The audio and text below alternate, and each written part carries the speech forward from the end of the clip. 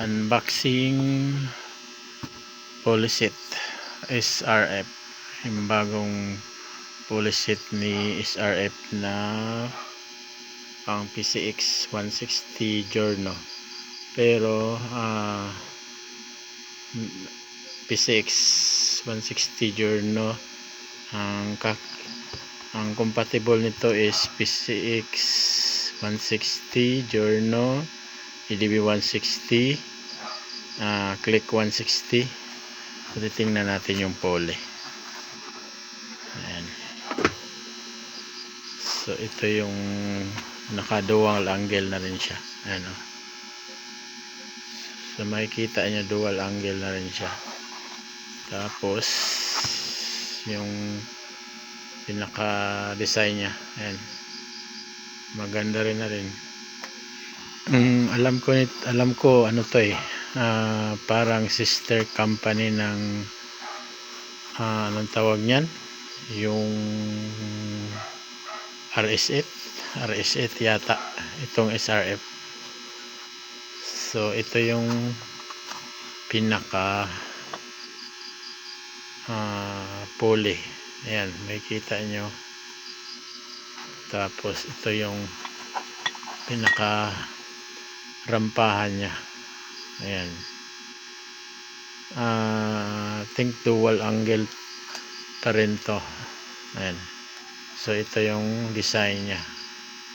So yan, sa gilid may nakalagay na ayan, click 160, PCX 160, EDB 160, saka Giorno. So same lang sila ng poly. Ayan, naka dual angle na rin siya. Tapos sa ramp naman,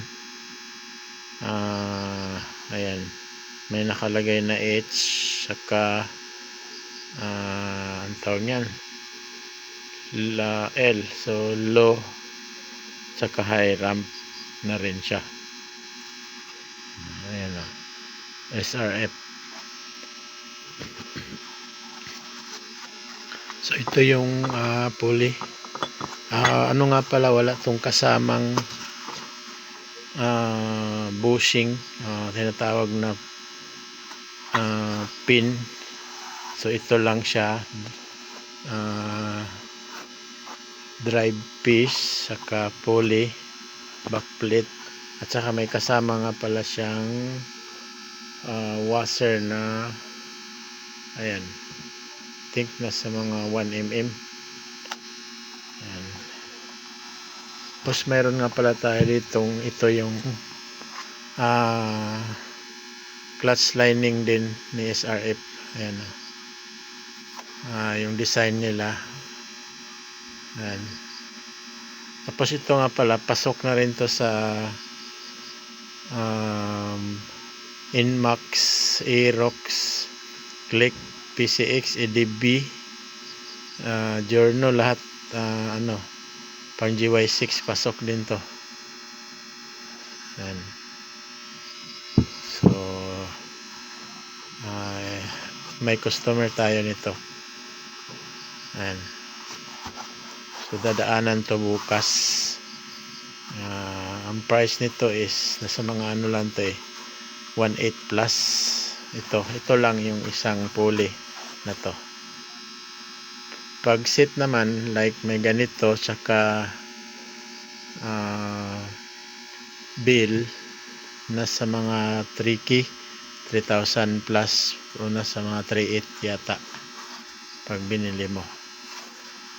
So ayan, ikakabit natin yan.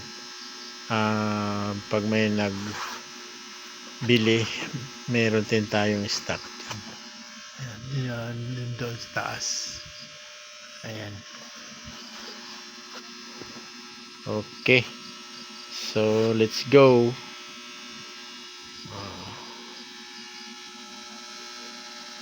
And please subscribe my YouTube channel, JRTB Motovlog. Ito nga pala, may click 125, 150 rin tayo dito. So i-unboxing natin to. Yan. Tapos Ayan, may iba tayong mga pulley dyan. Tapos swing arm. Ayan. So, i-unboxing natin yan sa sunod na araw. So, ayun. Drive with heart and prayers. Shout out